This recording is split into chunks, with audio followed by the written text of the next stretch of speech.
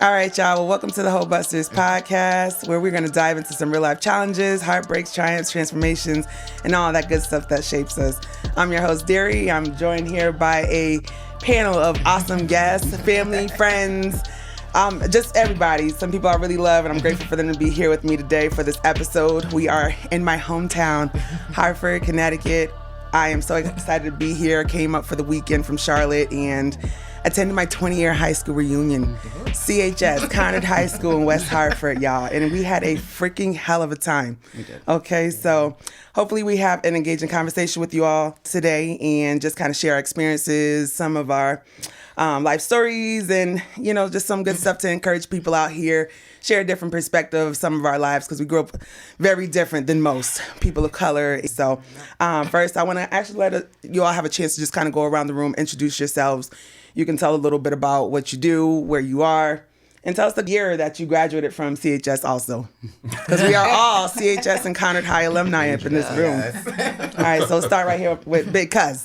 Big Cuz, you're Asian me too. It's all good, it's all good. But she's right, I'm Big Cuz, Mike Forbes. I graduated the year 2000, so the class of the millennium was the class. We paved the way.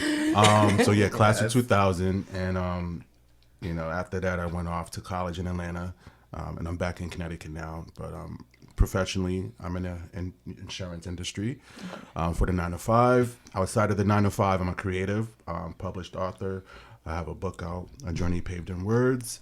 Second book is on the way, and just, you know, a creative at heart. Yes, absolutely. Thanks, cousin. All right, go ahead. Yes, girl. I'm Tracy. Oh, the class of 2004. Yes, Good old 20 years. Yes. So my journey with school, I've been in healthcare now. I went from computers and made my way over to healthcare. When I thought computers were going to run themselves, I said, I ain't going to have a job. So I need to get into healthcare. That's smart. So I moved myself into healthcare. I've been doing this for going on close to 13 years now. Nice. Wow. So I'm a night shifter. Yeah. So this is early. I know, girl. But I had got to be you here up for this my morning. friend. She said, come on, I'm here. I love it. I love it. Thank you, girl. I'm Aurelia, class of 2004. Yes, Ooh, yes. Just kidding. I'm a legal assistant. I went to college in Mississippi at Alcorn State University. Go Braves! I gotta shout out my peeps. That's about it. Live in West Hartford. My daughter now goes to Conard. I'm feeling old. She might be at that 20 year in a few years. I know. Don't make it. Sure will be. Yeah. It'll be a trip. Same journey, in different ways, but couldn't pace our lives to the situation. That's what's up. Aw, thanks, girl. So I'm Alexis, also class of 2004. Woo woo. I went to Eastern Connecticut State University. I am the third generation of Eastern Connecticut State University from my family, so it's been a nice thing to look back on, and I got some nieces there right now, actually. Nice. But right now, my journey has always been in the nonprofit world. It started off in West Hartford Public Schools as a para. Then I went to the Urban League to work in adult education, and now I have the pleasure of funding nonprofits in the post-secondary success era, meaning that I give out money to nonprofit organizations. So it's been a journey, and it's been a beautiful journey in its sense. I love that. Yeah. Okay, good. So everybody in here is doing good for themselves, and I'm happy to hear that. So like I said, we all had a different experience than most brown people, and I think it took for me to go to North Carolina A&T State University for school. I went to Greensboro. And coming down there, first of all, just how I talk. Where are you from? They knew I was up north, but it's like, wow, you speak so well and so proper. I'm just like, I just actually pronounce my words. That's all. But, I think the more I started to connect with people, and so I'm like, I went to a predominantly white high school. It was like, what was that like, And I thought it was so funny because I'm like, it was whack, it was I mean, we felt like the outsiders. It was different. We didn't really have things catered to us. We were at times treated differently by some of the teachers and the staff. I'm sharing some experiences like how, remember they used to get on me for my headbands? Yep. Like, you look gang affiliated. Yep. What do you mean? Yep. Emily's wearing the same red bandana. Yes. This is not a problem for her, though. But when I even shared, we had salad bars in our cafeteria. Like, what salad bars? And you guys had slushy machines? What? I mean, it was so funny. And I'm like, everybody didn't grow up with this. You know what I mean? So the more I talk to people and just kind of hear their experiences, and now as a parent, seeing the difference in just the quality of education from where we went to school here to being now in North Carolina, where our schools are at the bottom of the list, to Connecticut being like in the top, 3? Yeah. It's devastating. I wish I can come home and bring my kids here so that they can experience what we did, and again, just receive that quality of education, which unfortunately they won't have that unless I'm giving it to them. Yes. And I'm not a teacher, but I'm doing my best every day trying to teach them some of the basics of what we had. And I wanted my cousin here. He came. He actually left Conard as I was coming in, and so when people heard, "Oh, Forbes, you're Mike's cousin," I was like, "Yes, somebody." At least I get some pull little something off of having his name. I came in there just already like, I really wanted to go to Prince Tech. And my parents were like, hell no. You're not going there. Half of those girls are pregnant. No, I'm like, that's not fair. But, I can understand, and now I appreciate so much them having us in those schools. Just going around the room. What was Conard like as a Black person in that predominantly white world? I think for me, it was a little different because my class had a very diverse group of people. And for me, I just associated with a little bit of everybody. Okay. I didn't necessarily feel the pressure, from others because I was Black. Okay. I think just because I surrounded myself with a lot of people like myself, and I think that was the fortunate part of my class. We just had a big population of like Hispanic, Black. They did. I was Y'all a bit did. jealous of their class. Y'all They had had great. they had nice looking men up in their class. Why they had Y'all to leave? crew 'Cause it was just they really had a little bit Yeah, different. it was a different vibe, just based on like the diversity of people. But you like you said, you still have those hiccups along the way. Journeying through those years based on teachers and other people's parents and their expectations and outside of the school, the community and things like that. Just navigating different spaces. I'm fortunate for that, and I'm thankful and blessed for that because it made me a well-rounded individual where I could connect with different people from all walks of life. Yes. On the flip side, I left after graduating and went to an HBCU. So I was like, well, shit, I need to get on my people now. So, when I graduated, I went off to an historically Black college. I went to I went to Morris Brown in Atlanta. Right. And after I transferred out afterwards, but I just wanted that foundation because I was really missing it, because we had cousins that were Hartford school systems, and I used, so we would be around, and it was just like I wanted that connection. So I was like, well, being in West Hartford school systems my entire life, I wanted to be able to really just try something that I know I can be accustomed to as just being around my people, and my culture. Yeah. So I was like, well, once I graduate, I already knew I wanted to go to a HBCU because I'm like, I've been in West Hartford school systems. I need to get that experience. Yes. And I did. I went off. They were like, Connecticut. Exactly. Yeah. You know, Where is just that? going to Atlanta The and then saying tri-state. I'm from West Hartford, right? You know, it was a few other people from like Bloomfield and things like that at my school when I initially went off to Morris Brown. But yeah, I just wanted to be able to have that sense of community around my own culture. So that's why after high school, I decided to do at HBCU, but then I transferred out and went on to Georgia State, which is very diverse. But yeah, Connor, I'm grateful for the experience. Again, it just positions me to be able to just connect with people from all walks of life. That I agree with. Yeah. Cool. Whoever wants to go next. Well, my experience with Connor, you know, I gotta admit, starting off in elementary school helped build the foundation to get to high Right. school. Yes. Yes. Because when I think about kindergarten, and it was just a small little, maybe 2-3 of us in a classroom full of white kids, and I'm looking around like, I said, okay, I see me right there. I see someone right there. Yeah. But the change of the teachers, how they were, how they perceived, how we were perceived. Right. And it was a different perception of, well, you're already remedial. So we're going to put you in remedial classes because that's your culture. Y'all not smart. Putting us right in remedial classes right away. You're a problem child.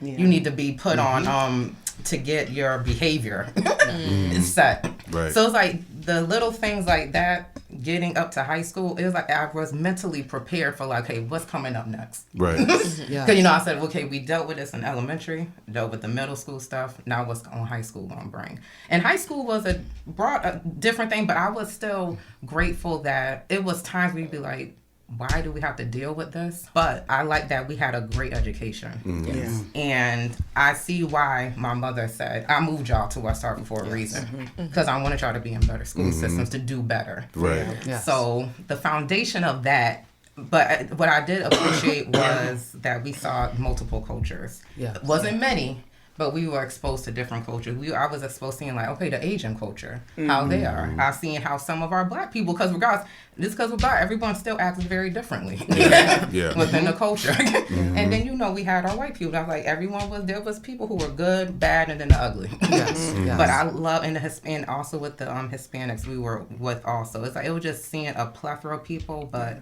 do I wish it was more diverse for us? I do.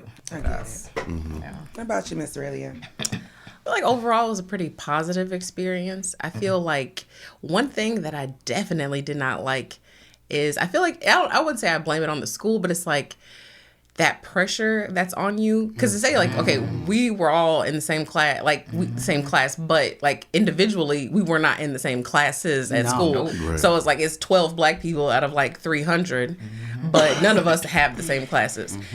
And then you get into class and you feel like the perception of every black person in America is on you based on how you act. So if you get smart or you get an F, every black person is like that. Yep. So that pressure to be kind Right. of like not perfect, but definitely like you're setting an example for how people see your people. And that was a lot. Yeah. Feel like even with playing sports, you're the only black person on the team. Me and Alexis cheer. Y'all got it. I was in softball and They were everything. softball. Yes. But I mean, you softball like the only black person in the whole program. I'm not sure for how long. I mean, later on I came back and I saw there were other black girls playing, so that was nice. I mean, from my daughter's perspective, you know, some of the things are kind of the same, but at the same time, they have gotten a lot better. Like they have this club at school called Mamba. And it's like a group of black kids, Latino kids, and they kind of talk about, you know, what's it like being you at Conard. And then like the issues they have with each other. Like, we don't like that you guys, you know, talk bad about us in front of the class Right. and then want to text me later or slide into the DMs. And it's like, wait a minute, like in class, when such and such called me this, you know, disrespectful thing, you didn't say anything. Yeah. Or, you know, you laughed and giggled with your friends from the football team. But then later you wanted to text me and say, hey, what's up this weekend? Like, wait a minute. So behind closed doors is cool, but in the hallway, I'm just like, ugh. You know? Yeah. So, Yeah, sure. We all experience but at least they have sometimes. that space to talk about those things. Right. And the boys, they might act like they don't hear, but I'm sure they're being Yes. called out. So, Yes. yeah. I mean, for me, it was part good and part bad, right? Because, like Aurelia said, I was in a culture of mainly white students when I was doing cheerleading and lacrosse. and even just like musicals and orchestra. I was literally the only Black woman in, and I call myself a woman now because I look back at it and like I had to mature real quick. So just to be in those spaces, but then also to have Tracy and you know, you and that crew and our, you know, our solid, I would say, connecting of people that looked like me, it was living in two worlds. But one of the things that I can say about Conard was like they didn't understand that there's intersectionality to being Black. My parents were from Ghana. Like literally me and my sister who graduated with you were the first introduction that they ever had to the American school system. And so for me to say to my mom like, hey, I'd love to take this class, AP Psych or whatever, can you please sign this? My mom didn't know what that was. I didn't know what that was. And they knew that. And they didn't take the time to explain it to us, but instead told me, well, this might be something that's really hard for you because most students have had this type of foundation. And in my opinion, it was a deterrent. And then when you heard terms like, oh, this kid is here from Project Concern or this or that, it really put me in a situation where I was like, I'm not trying to be rude to you all, but I have never been concerned. I have never been real. Like I come from a loving home. Like it may not look like what my friend over here is coming from, but like I am not concerned. And then on top of it, to come from the only, you know, apartments in West Hartford. Back at that day. It was on top of it. It was just like doubling down on the fact that they thought I was less than. Maybe they didn't mean to have me be perceived that way, but again, just the lack of understanding when it came to like, maybe not tell me that I shouldn't take this class. Talk to my mom about that. Don't put that adult shit on a kid. You know what I mean? And then to hear, all the kids from Westwoods and all that. It's just these labeling. So again, I came from two different worlds. I'm out here playing lacrosse, giving you guys a good look when we go out to different schools. We're sitting here doing cheerleading. It looks great when you have some Black girls with the white girls. But then at the end of the day, Project Concern, this, that, you can't label me and try to uplift me at the same time. I do understand that. Seeing that CHS, I feel like never really created an environment for us to find our Blackness, I'm going to say. I feel like I really struggled with my identity early. In these years, growing up in West Hartford schools, and probably starting from middle school, you know what I mean? Like, but going into high school, I definitely felt confused, and I used to rock the baby blue contact lenses and all that crazy shit, right? My freshman school picture looks ridiculous. But I'm curious to know how along this journey from the time we started school to what we are now, did you all find like really your identity, really get solid and comfortable with who you are? And just kind of learn more about where we came from, seeing our schools did not really give much of that to us. I'd say at home. Yes. I feel like, like school history wise, it was like slavery, Black inventors. That's it. I don't even remember the Black inventors. I remember slavery. Civil rights movement. I mean, next. Well, maybe Mr. Andrews, maybe he did a little better job, but for the most part, it was like. That was pretty much it. I mean, there was a few times they talked about, you know, like current events or things like that. And I remember my brother, he took a history class at Conard. And I guess, you know, we had new books. And they had a part in the book where they were talking about the Million Man March back in the 90s. And my brother was like, me and my dad went to that. And they were like, what? What? so surprised. So shocked. Like, really? And he was like, we heard Farrakhan speak. Like, yes, we were there. We were in the crowd. And they were like, oh my gosh. So... But definitely, like, my dad was a college professor, and he just was very on his pro-Black. I love that. Entire childhood, you know. But I think he did, obviously he's a guy who grew up in New York City, so of course he was exposed to a lot of different people, and introduced us to a lot of different music. But especially, like, you know, he and my mom, they definitely were, especially for us because we lived in Pennsylvania before we got to West Hartford, and I'm talking about we lived in Amish country, Pennsylvania, where we were like the only Black people in the whole town. Like when me and my brother went to this elementary school, we were the only two Black kids there. Wow. Like the whole school, just the two So of us. kind of was like a step up. Yeah. At least you have a handful of us. Yeah. So definitely, experiencing racism at a super early age. Yeah. And they definitely had to get on us quick, like, love who you are. Don't let those people and their opinions make you feel like you're less than, because it'll start to happen to you, especially when you're so young. You're like, why don't people like me?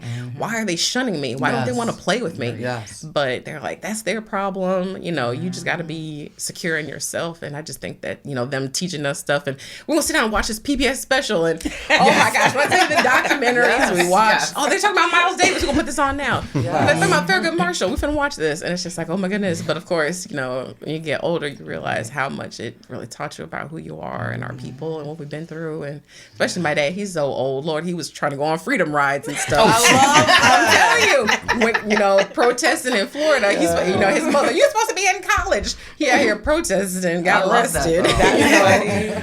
During the civil rights movement. Because for him, it was he's a kid growing up in New York, and he goes to college in Florida in the 60s. And it's like, get in the back of the bus and stuff like that. Get off the sidewalk when the white people walk by. And he was like, oh no, I'm not for this. Yeah. And then they're like, hold on, we didn't send you to college to be a radical, because his family was very conservative. So that's something. I was like, whoa, Dad, you've been around a long time. I love that. Sure. What about you, Mike?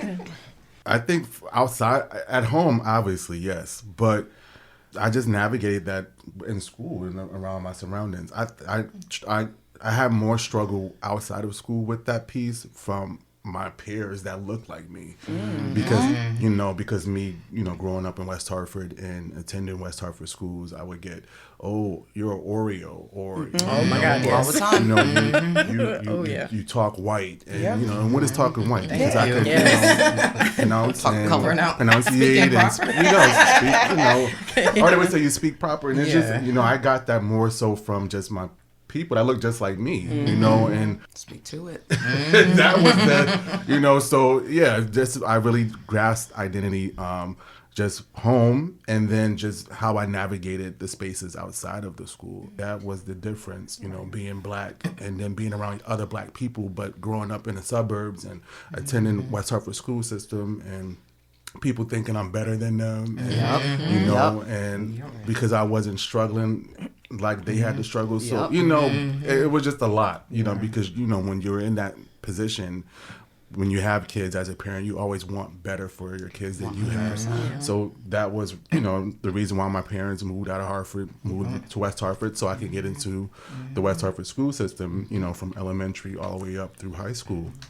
But we dealt, not just me, my parents too dealt with a lot, because that pressure and of just people thinking that they were trying to be better than them, and that has nothing to do with one trying to be better than the other. Right. Yes. They're just wanting better for their child. Exactly. So it was a lot navigating outside of the school, It's like within our own communities, and it is. Yeah. And I'm sure you guys probably experienced some things like that too. I know you have probably, D, like just that pressure of our own folks putting that on us. We just wanted education. That's all. But we didn't choose it. Right. It was introduced to us. Our parents put us in position. We didn't choose this. But mine is similar to Aurelia's and everyone else's. Like, it started at home. Right. When my mother and just something about my grandparents, my aunts, they all made sure that have that foundation, us to love who you are, and teaching us about being proud of who you are, and knowing that the situation, like, you're living in the suburbs, you're going to a suburb school, but it doesn't mean you need to change who you are, your identity to be accepted by them. If they ain't gonna like you for who you are, then those ain't the people for you to be around. Very true. But sometimes I would think about, like, sometimes some people be like, I was like, I go to West Hartford school. They'd be like, oh, you must be rich. I said, pause. Stop. I ain't say all that.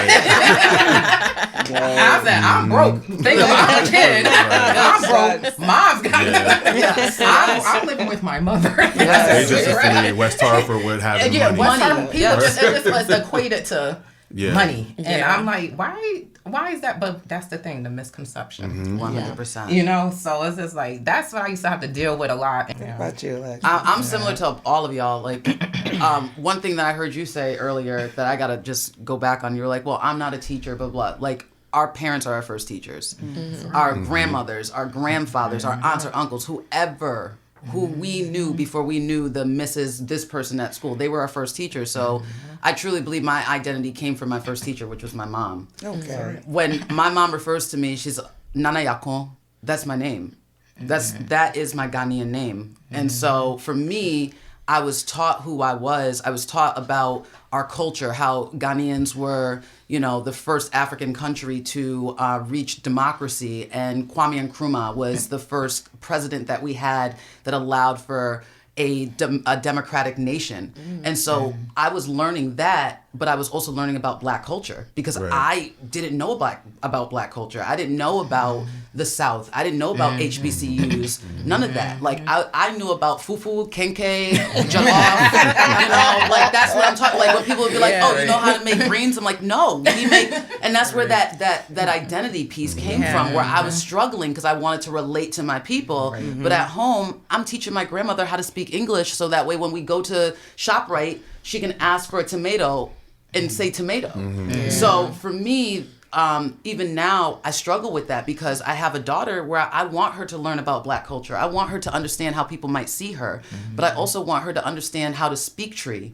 I also want her to understand the story of how our parents, her grandparents immigrated from Ghana to America. So that identity piece, it was intact because my first teachers taught me who I was.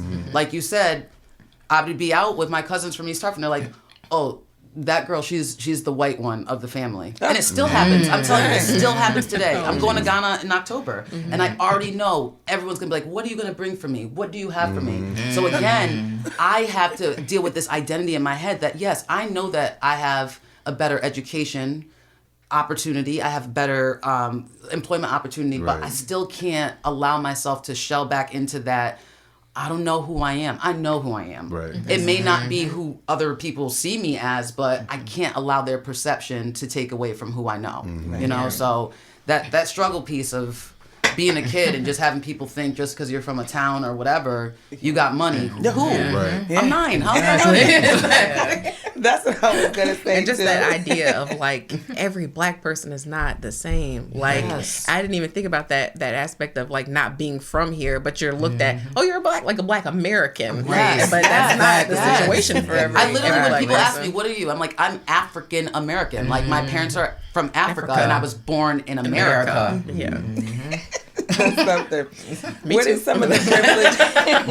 Like, you gotta break it down. Got diverted a few times. Literally. Motherland. Yes. I do understand. I guess for me, I did learn things at home. I feel like my parents were not very big on history and teaching us like African history and things like that. So I think I was kind of relying on the schools to teach me some of that. And I think that's why I went to an HBCU because that's for me, had the Black experience. Because growing up, my parents were super strict. We couldn't really watch a lot of TV. We had to remember parental locks on the freaking cable box. Remember that? We couldn't watch BET, MTV, VH. I couldn't watch anything. So even when I got to college, people were like, you never seen Coming to America?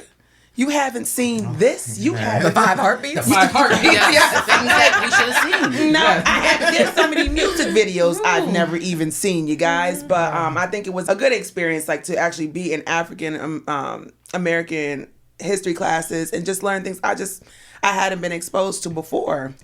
So I'm grateful that I was able to go off to the HBCU and get that. And even now, I'm always still learning. That's why I was like, I think it would be good to have these different perspectives and on the show here because there's so much that we can all learn from each other, even still at these big ages, right? Yeah. What are some of the privileges you guys that we experience being in their world? What are some of the things, like the good things we were able to take away from not just the education, but I think Michael spoke to it. I literally can go anywhere in the world and connect with anybody. because I recognize what it's like to be a minority, but I also know what it's like to be amongst the majority. Like we were sometimes given opportunity to be amongst the majority, depending on what the setting of the scenario was. But I also realized that, like Tracy was saying, we had people that were Hispanic, Asian, whatever. We had people that identified in different ways in the LGBTQ community, everything. So when I go out, I'm not shocked. And that's a privilege, because I have met some people who are like, "Did you hear that?" Absolutely. And it's like, have you not been, like, where did you grow up? Like, are you 10 years old? And so I truly believe the privilege is being able to walk into any space. And I may not feel the most comfortable. I might have anxiety, but I know that no matter who you put in front of me, I can at least find some type of relation to them. Yeah. That part. Yes, Very true. What about y'all?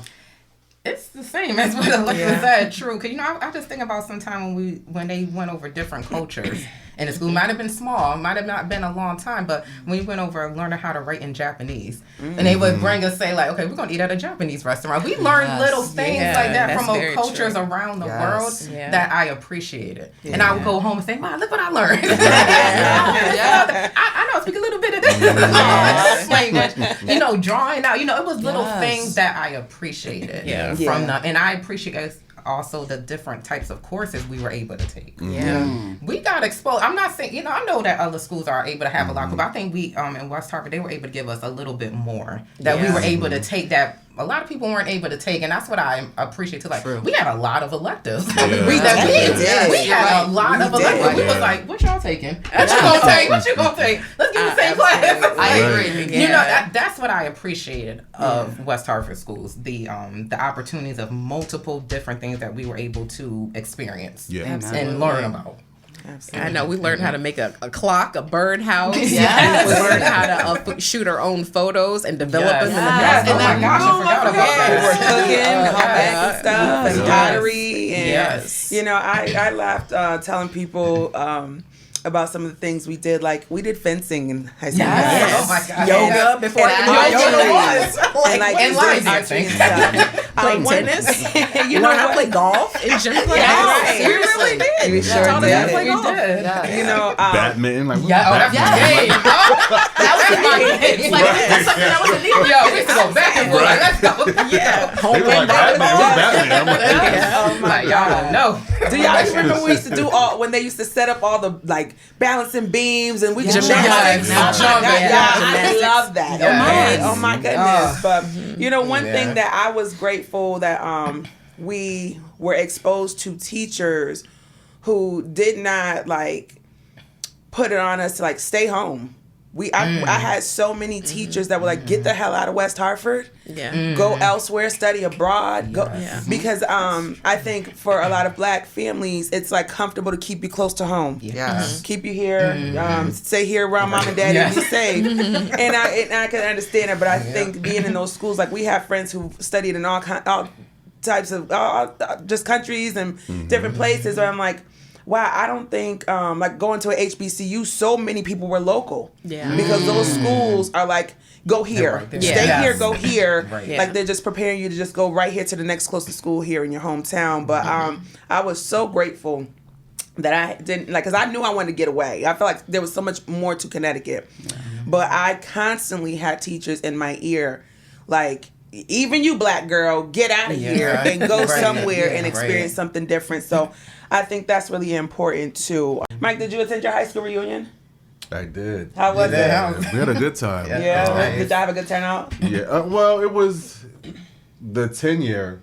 Okay. Yeah, the 20-year, we actually combined it with, I believe, the class of 2001. Oh, okay. So it was, but we had it at a brewery. It was a really nice. It was a really nice time. Though. Yeah, we did. So we all just had our reunion last night, and what are you all's thoughts? It was a lot of fun. It was so much fun.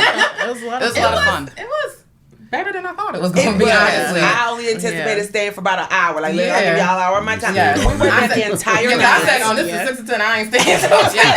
We were there till 10:30, 11 o'clock. Trying to decide where we all going next. I thought that was such an awesome experience. I think in school, I just kind of stuck with my kind of little small circles. Not that I had any issue with anybody. I just, it was kind of the passing high and by. Okay, we got a link for a project. Okay, cool. But outside of school, there wasn't a whole lot of, you know, they didn't invite us to too many places and all the parties and stuff. We had to do our own shit. We got our own hotels, did our own thing.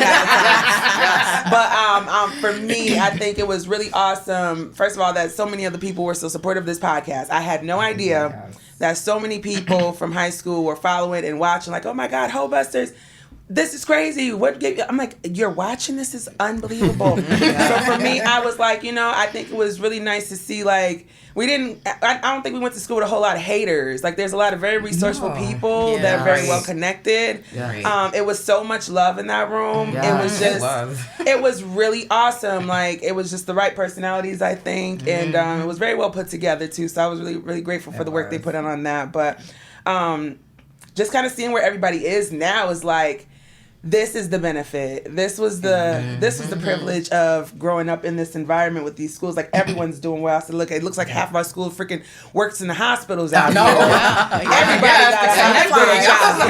I said, damn, I should have went to school nursing, get a doctor or something too. How many people work in the hospital? I mean, I was blown. I work in Alfred. You work here too, Tracy. I'm like, wow, this is amazing. Y'all all really work that closely together. And look, half of y'all didn't even know. Didn't even know. All these years. That's crazy. That's awesome. I really love that, though. But as Black people, and everyone in here doesn't have kids, but do you think it's better for us to be in these environments or to stay in, to go to Black schools? How do you feel about that? Ooh. Well, I'll say, as the one who's got the kid in West Hartford schools, she's been in West Hartford schools since kindergarten. First, I'll have to say I'm lucky because with my parents, they kept the house in West Hartford. Thanks, Mom and Dad. You're right. Yeah, they could have bounced a long time ago. But thank God that I was able to send her to a good school because I would say it was in the beginning, I definitely felt very intimidated because everybody had that white picket fence and the husband and the wife and the colonial and the collie, and I'm out here. My daughter started kindergarten. I was 25 years old. Like, I was like, Lord, please nobody ask me my age. You know? Everybody else is like 40. Yeah. You know, I'm like, Lord. But I feel like she is super smart. She's had a lot of great opportunities. She's definitely like we talked about, well-rounded, has had so many different friends, played a lot of different sports, you know, just that great atmosphere, like, and especially like the writing. And even like with kindergarten, I remember them saying by the end of kindergarten, everybody will know how to read. I'm like, whoa, that's a big... That's a lot of pressure. Yeah. And I think a lot of parents are like, are you guys sure? You sure? And they were like, yes, like these kids are so young, their minds soak up, and they just have it.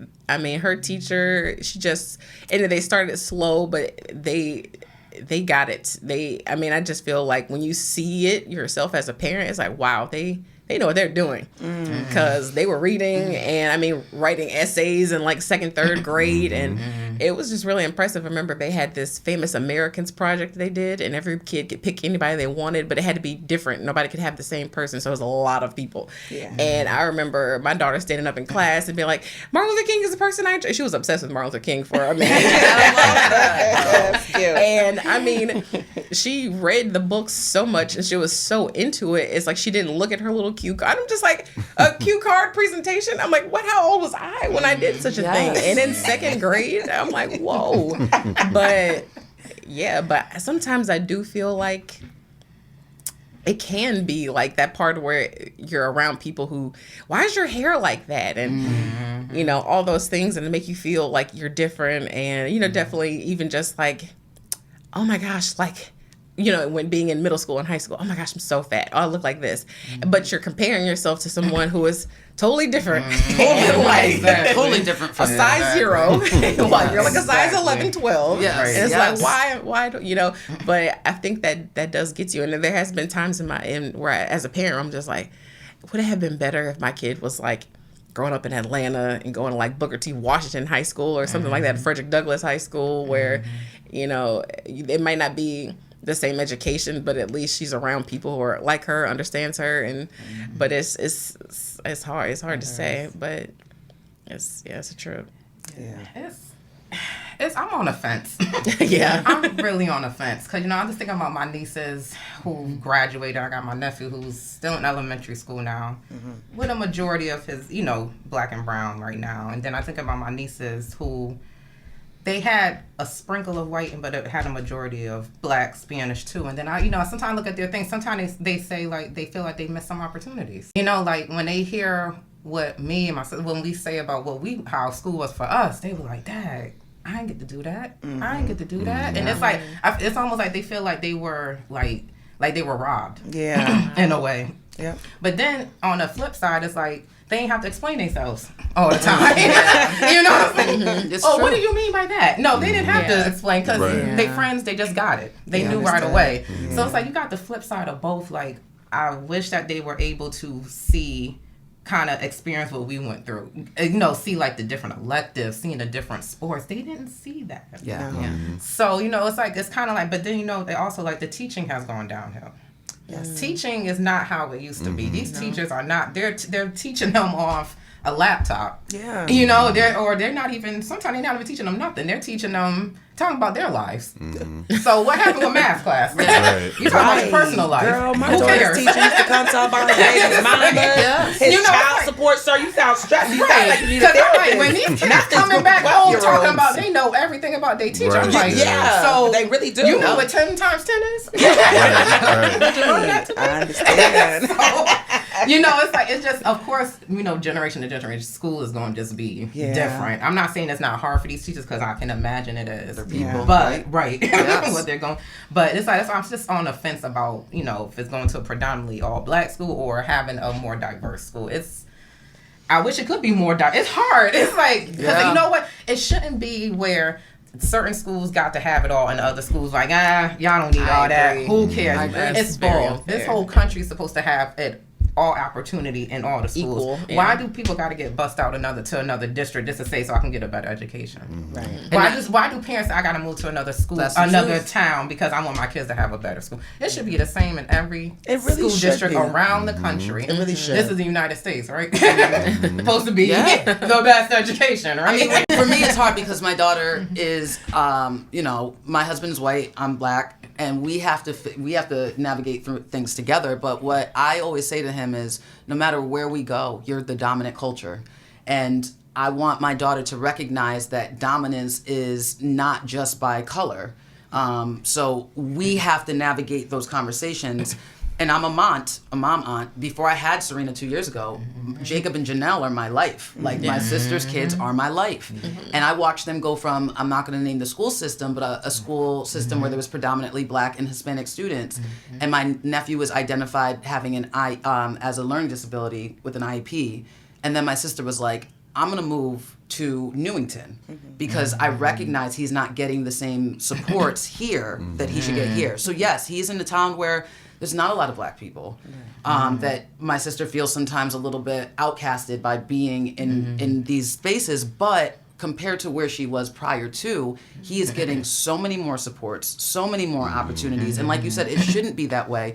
But at the end of the day, our tax dollars determine how we come out. Right. And even though we are all paying high taxes, it's how the towns use their money. I'll tell you right now, West Hartford uses their money for education. That's what's up. Yep. Because they realize that people will move here and pay high taxes to live in this town for their education. So they don't skimp on that. Yeah. Where you have other towns, like, yes, your kids are going to be in environments where they see people that look like them, that have hair that look like their hair and things of that nature. But you have to ask your parent, at the end of the day, you have to ask yourself as a parent or a mont, in my thing, like you said, Mike, what I want better for my kids.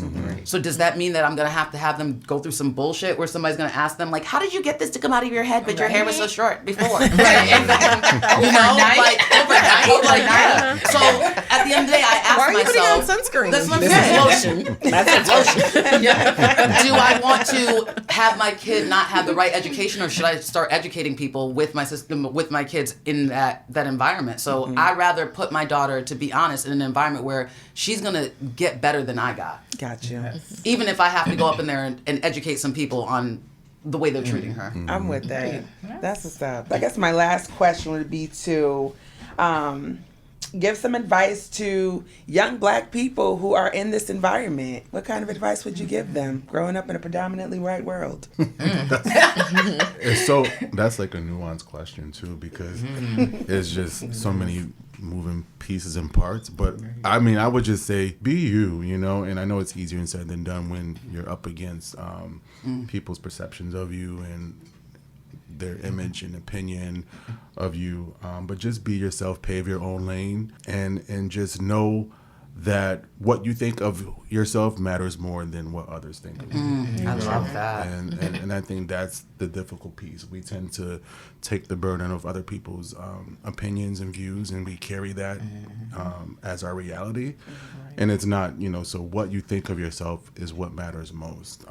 And just stay in your own lane, you know, because that's your magic and that's your power. Right. I'm with that.